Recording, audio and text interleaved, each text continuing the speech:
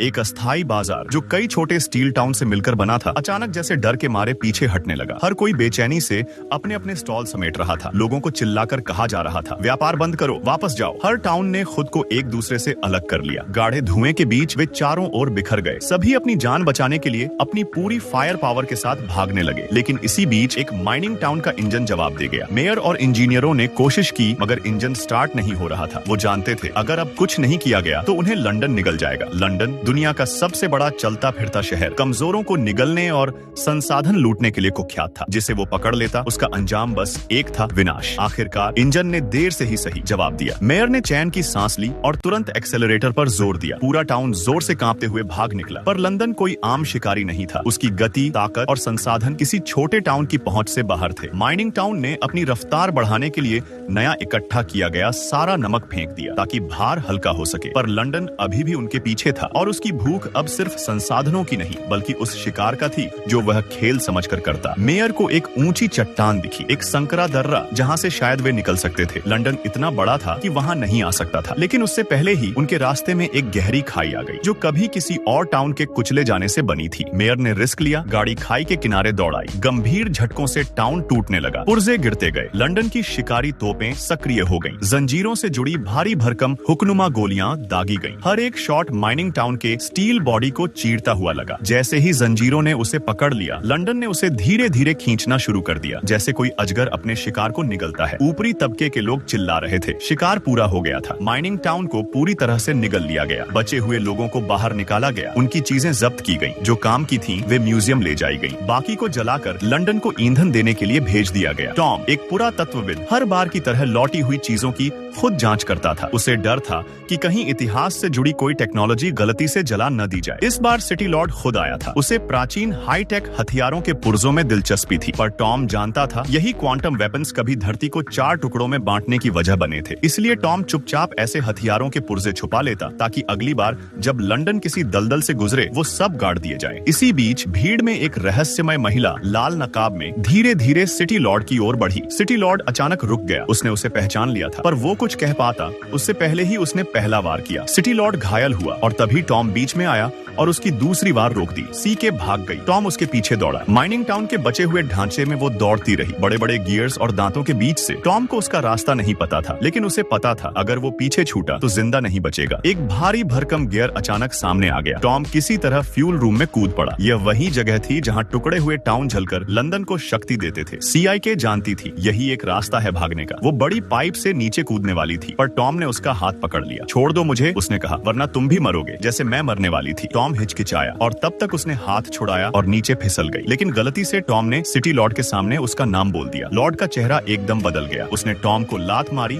और उसे रेलिंग से नीचे फेंक दिया। फिर उसने आदेश दिया, उसे मर जाना चाहिए, सुनिश्चित करो। ड्रोन भेजे गए। इलाके को साफ किया गया, पर CIK सतर्क थी। ड्रोन के जाते ही वो वापस आई और टॉम को बेहोशी से जगाया। फिर वह बिना कुछ बोले पहियों के निशान का पीछा करते हुए आगे बढ़ गई। थोड़ी देर बाद टॉम को याद आया कि उसे लंदन के सिटी लॉर्ड वैलेंटाइन ने धक्का दिया था। वह कुछ पूछ पाता इससे पहले ही लड़की भड़क उठी और गुस्से में आरोप लगाने लगी कि उसकी वजह से उसका बदला लेने की योजना चौपट हो गई। हेस्टर ने बताया कि 8 साल की उम्र तक वह अपनी माँ के साथ खुशहाल जीवन जीती थी। उसकी माँ एक प्रसिद्ध पुरातत्वविद थी जो प्राचीन तकनीकों की खोज करती थी। वैलेंटाइन समय समय पर एयरशिप से आकर उसकी माँ से मिलने आता था और उनके द्वारा खोजे गए अवशेषों में रुचि लेता था। एक बार हेस्टर की माँ ने अमेरिका के खंडहरों से एक शक्तिशाली क्वांटम हथियार का कंट्रोल सिस्टम खोजा। इस पर दोनों के बीच विवाद हुआ और वैलेंटाइन ने हथियार हासिल करने के लिए धोखा दिया। एक रात उसने हेस्टर की माँ को मार डाला और छोटी हेस्टर के चेहरे पर गहरा घाव कर दिया। भागने से पहले माँ ने हेस्टर को एक आंख वाला लॉकेट दिया और उसे अपनी जान की रक्षा करने की हिदायत दी। हेस्टर अकेले जंगल में पली बढ़ी। वह जानती थी कि बाहर की दुनिया खतरों से भरी है। स्कैवेंजर्स हर जगह घूमते हैं, इसलिए वे आग नहीं जलाते और पेड़ पौधों से पानी निकालते हैं। टॉम के लिए यह सब अजीब और असहज था। हेस्टर ने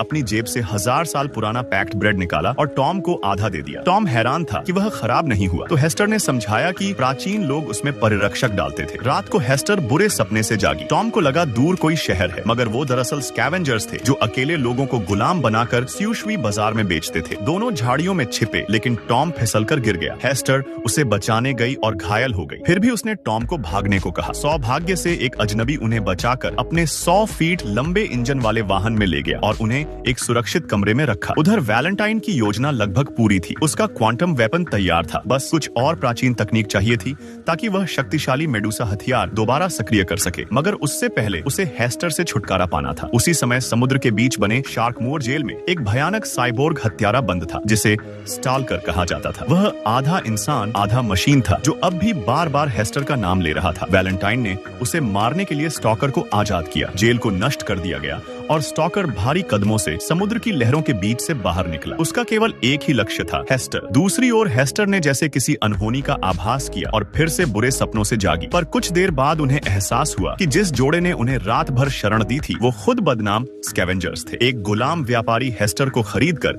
उसे फैक्ट्री में सॉसेज बनाने के लिए भेजना चाहता था। तभी एक रहस्यमयी पूर्वी महिला वहां पहुंची और आसमान में लालटेन छोड़ी, जिससे स्कैवेंजर्स डर गए। पर नीलामी घर का मालिक उसे पहचान गया। वह एंटी ट्रैक्शन लीग की नेता थी। बिना समय गंवाए महिला ने शॉटगन निकाली और मालिक को मार डाला। हड़कंप मच गया और हेस्टर ने टॉम को आजाद किया। तभी पीछे से एक डरावनी आवाज आई। नीली आंखों वाला भयंकर मैकेनिकल स्टॉकर उनके पीछे आ चुका था और उसकी नजर केवल हेस्टर पर थी। हेस्टर किसी अनकहे वादे के तहत टॉम को जल्दी वहां से निकलने को कहती है। दोनों पहियों के सहारे ऊपर की ओर चढ़ते हैं, जबकि पीछे से श्राइक, वह भयानक मशीन ज़ॉम्बी, बिना किसी जल्दबाजी के उनका पीछा करता है। जब वे ऊपर पहुंचे, श्राइक रास्ता रोक लेता है। तभी अचानक एक गोला श्राइक को दूर फेंक देता है। यह हमला रेड ड्रेस्ड वुमन ने किया था, जिसे लंदन सिटी द्वारा वांटेड घोषित किया गया था। उस महिला के इशारे पर टॉम घायल हेस्टर को सहारा देकर एयरशिप पर चढ़ाता है, लेकिन जैसे ही हेस्टर ऊपर पहुंचती है, महिला एयरशिप को मोड़ देती है और टॉम को पीछे छोड़ने लगती है। हेस्टर फौरन रस्सी फेंकती है और टॉम उस रस्सी को पकड़कर किसी तरह ऊपर पहुंचता है। श्राइक ने रस्सी को पकड़ लिया और एयरशिप को नीचे खींचने की कोशिश करने लगा। महिला ने चाकू हेस्टर को दिया रस्सी काटने के लिए, लेकिन हेस्टर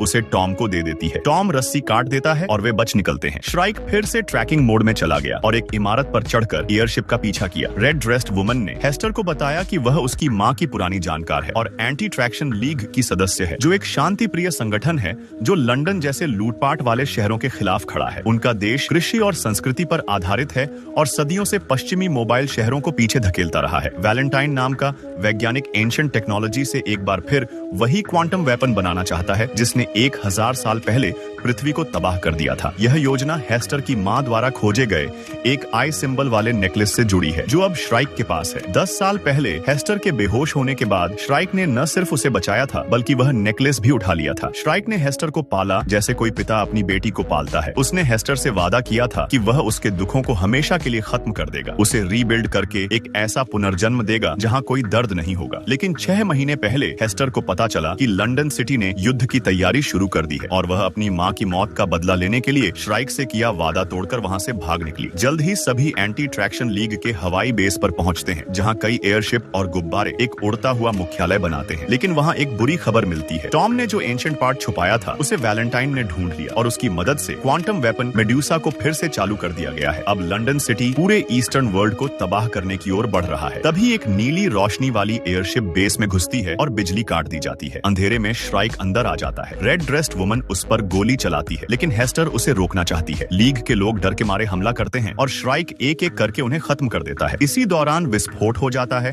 और हवाई बेस आग की लपटों में घिर जाता है। रेड ड्रेस्ड वुमन हेस्टर को अपनी एयरशिप में चढ़ने को कहती है और पीछे रहकर श्राइक को रोकने की कोशिश करती है। आखिरकार टीम श्राइक पर ग्रेनेड फेंकती है और वह नीचे गिर जाता है, लेकिन वह फिर भी हार नहीं मानता और पुल के रास्ते हेस्टर की एयरशिप तक पहुंच जाता है। वह टॉम को पकड़कर कुचलने ही वाला था कि हेस्टर चिल्लाकर उसे रोक देती है। श्राइक समझ नहीं पाता कि हेस्टर उसे रोक क्यों रही है, लेकिन उसकी निगाहें टॉम पर टिक जाती हैं और उसे एहसास होता है कि हेस्टर को टॉम से प्यार हो गया है। यह भावनात्मक सच्चाई उसके भीतर कुछ तोड़ देती है। उसकी मशीन जैसी आत्मा पहली बार दुख महसूस करती है, एक ऐसा एहसास जिसे उसकी टाइटेनियम की छाती भी सहन नहीं कर पाती, और वह सीधे जमीन पर गिर पड़ी। उसकी आंखों में एक पल के लिए इंसानियत की झलक दिखी। उसने चुपचाप हेस्टर को उसका हार लौटा दिया और वह वादा तोड़ दिया जो दोनों के बीच था। जब उसने लड़की के चेहरे पर खुशी की मुस्कान देखी तो उसे एहसास हुआ वह पूरी तरह हार चुकी है। वर्षों की लगन, उसकी जिद, उसकी चाहत सब एक तरफा थी। शायद वह इंसानों की जटिल भावनाओं को नहीं समझ सकती, लेकिन अगर वह लड़की खुश है तो मरने का भी उसे कोई पछतावा नहीं। हेस्टर ने टॉम को लेकर स्काई सिटी से भाग निकलने में कामयाबी हासिल की। वे चलते हुए शहरों के जलते बुझते मलबों को पार करते हुए माउंटेन कंट्री की सीमा में पहुंचे, जहां सदियों पुरानी दीवारें हजारों शरणार्थियों को बचाती रही थी और अब एक शांतिपूर्ण कृषक सभ्यता फल फूल रही थी। फेडरेशन सिटी लॉर्ड को को जैसे ही पता चला कि दुश्मन हमला करने वाला है, उसने तत्काल निर्णय लिया, हमला पहले किया जाएगा। सायरन बज उठे। सैनिकों ने दीवारों पर एंटी एयरक्राफ्ट गन लगा दी। उधर रेड क्लैड वुमन ने देखा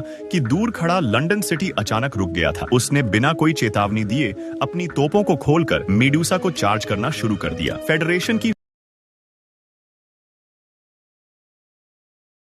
फौज पोजीशन ले रही थी कि तभी लंदन ने सारा पावर क्वांटम वेपन में डाल दिया और फायर कर दिया। प्राचीन दीवारें भी मेडुसा की ताकत नहीं झेल सकी। एक विशाल छेद हुआ, घरों में आग लग गई, चीखें गूंजने लगीं। लेकिन लंदन के नागरिक तो जैसे जीत का जश्न मना रहे थे। उन्हें नहीं पता था कि जंग अब उनके दरवाजे तक पहुंच चुकी है। हेस्टर ने देखा कि स्टोन स्टैच्यू में लगी आंख जैसी वस्तु मेडुसा की कमजोरी हो सकती है। उसने अपनी माँ की छोड़ी हुई वस्तु को खोला और पाया कि उसमें मेडुसा को खत्म करने वाला एक विशेष ड्राइव मौजूद था। अब फैसला हुआ, एक सुइसाइड स्क्वाड बनेगी जो हेस्टर को लंदन तक ले जाकर मेडुसा को नष्ट करेगी। दूसरा हमला और भी विनाशकारी था। बहुत से साथी जान गंवा बैठे, लेकिन एक एक कर टावर गिरते रहे। ब्लैक गर्ल ने आखिरी टावर गिराने के लिए खुद को बलिदान कर दिया। अब रेड फाइटर प्लेन सीधे चर्च के पास जा उतरा। हेस्टर और रेड क्लैड वुमन अंदर पहुंची। एक ने ड्राइव संभाली, दूसरी ने रास्ता साफ किया। मेडुसा ओवरहीट होने लगा था, मगर वैलेंटाइन ने चेतावनी को नजरअंदाज कर फायरिंग का आदेश दे दिया। रेड क्लैड वुमन ने अंतिम क्षण में एक बटलर को गोली मारी, लेकिन खुद भी घायल हो गई। तभी हेस्टर ने यू डिस्क को कंट्रोल कंसोल में लगाया और टर्मिनेशन प्रोटोकॉल शुरू किया। वैलेंटाइन ने यह सब देखकर गुस्से में तलवार निकाली, पर रेड क्लैड वुमन ने उसे जकड़ लिया। तब तक हेस्टर ने प्लाज्मा कैनन को बंद कर दिया। ओवरचार्ज के कारण मेडुसा खुद ही पिघलने लगा। वैलेंटाइन पूरी तरह से हार चुका था। उसने लंदन के पायलटों को मार डाला और ब्रेकिंग सिस्टम को नष्ट कर दिया। अब उसका इरादा था कि पूरे शहर को लॉन्ग वॉल से टकराकर खत्म कर दे। उसने भागने के लिए एयरशिप ली, लेकिन एक रस्सी से बंधा हुआ था। हेस्टर उसका सामना करने पहुंची। उसने बताया, मैं तुम्हारा पिता हूँ। हेस्टर चौंक गई। वह कुछ देर झिझकी, तभी वैलेंटाइन ने हथियार छीना। उसी समय टॉम ने